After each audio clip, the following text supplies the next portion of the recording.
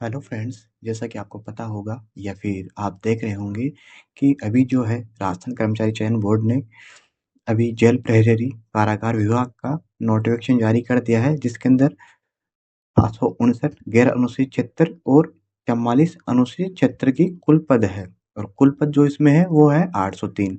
तो आइए चलो हम देखते हैं इसका कैसा क्या आगे रहने वाला है। तो इसके अंदर जो आवेदन की जो प्रक्रिया है वो इसके अंदर ऑनलाइन आवेदन की प्रक्रिया दी गई है, जिसको आप अपने एसएसओ आईडी के द्वारा एसएसओ आईडी के माध्यम के साथ आप इसमें फुलफिल कर सकते हैं। एंड इसके लिए कुछ आपको ओटीआर वन टाइम रजिस्ट्रेशन करना रहेगा। मे बी अगर आपने पहले कोई फॉर्म अप्लाई किया होगा तो आपका कंप्लीट होगा, अगर नहीं है तो वहाँ से आप कुछ अपने डिजी लॉकर के माध्यम से या कुछ बेसिक डिटेल्स के माध्यम से आप वहाँ पर अपना लॉगिन कर सकते हैं।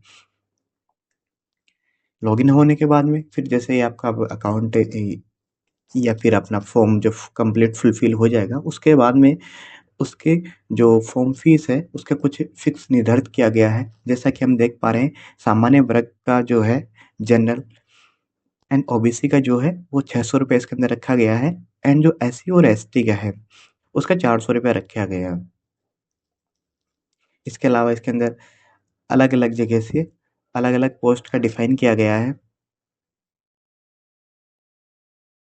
और इसके अंदर जो पोस्ट है, जयपुर के अंदर जो पोस्ट है विकलांग के लिए 0 है, उत्कृष्ट आईडी के लिए 3 है, सामान्य वर्ग के लिए 10 है, पिछड़ा वर्ग के लिए 4 है, अनुसूचित जाति के लिए 2 है, अनुसूचित जनजाति के लिए 3 है, आर्थिक रूप से कमजोर वर्ग के लिए 2 है, अति पिछड़ा वर्ग के लिए 1 है।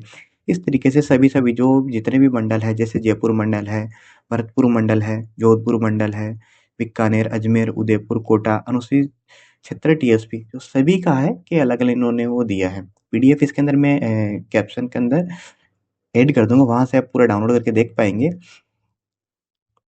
आगे इसके आगे अपन बात करते हैं कि भूतपूर्व सैनिकों के लिए उसके लिए अलग से आपको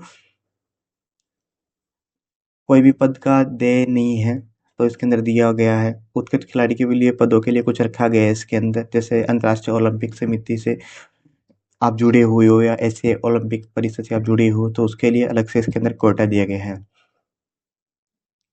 और अनुसूचित क्षेत्र के अभ्यर्थियों के लिए कुछ विशेष निर्देश दिए गए, जैसे अनुसूचित क्षेत्र के रिक्त पदों के लिए केवल राजस्थान राज्य के अनुसूचित क्षेत्र के स्थानीय निवास ही आवेदन कर सकेंगे।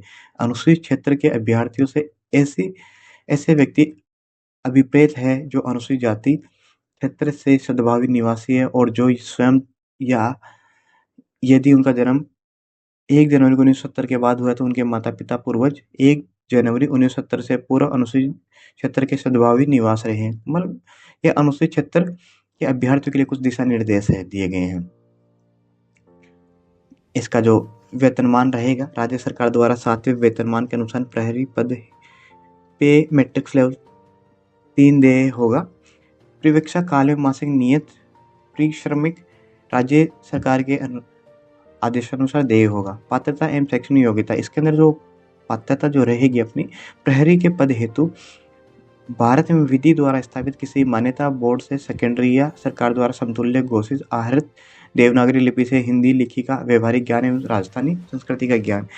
मतलब इसका ये है कि सेकेंडरी आपने कंप्लीट किया हो, इसके अलावा आपको जो अपना नॉर्मल हिंदी का आपको जैसा कि आपको नॉलेज होगा ही, और आपको बेसिक अपना राजस्थानी संस्कृति का नॉलेज होना चाहिए।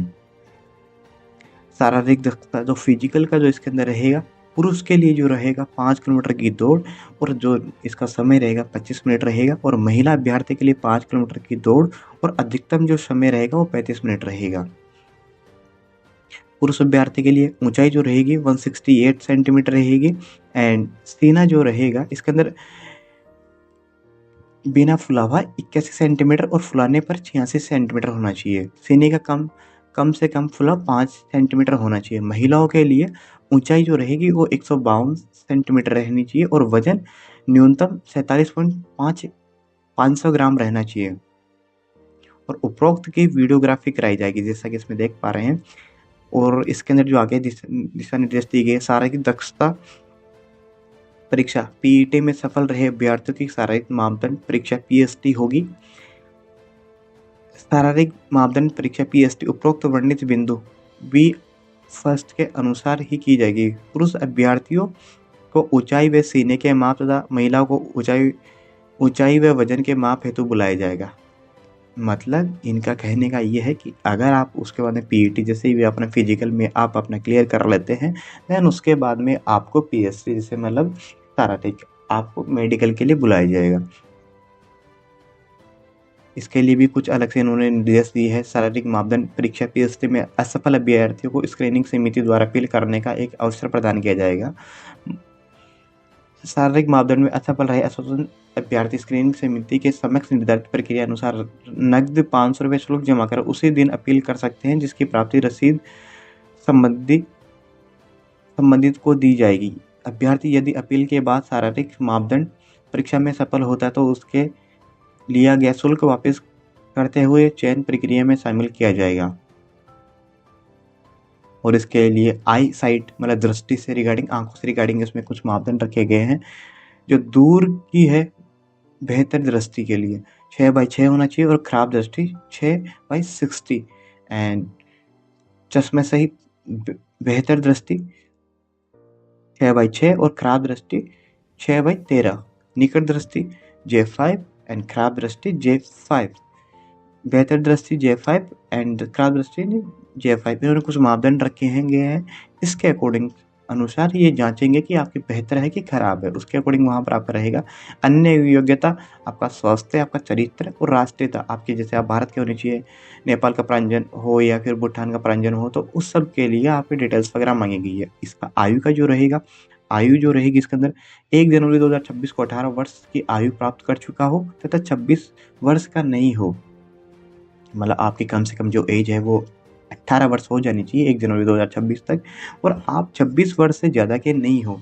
नियमों में उल्लेखित अनुसार आवेदन करने के अंतिम तिथि के पश्चात आने वाली आगामी जनवरी के प्रथम दिनांक से आयु की गणना की जाती है, अतः आवेदक की आयु की गणना 1/1/2026 से की जाएगी। मतलब आपकी जो जन्म तारीख है वो 1/1/2026 से काउंटिंग होगी।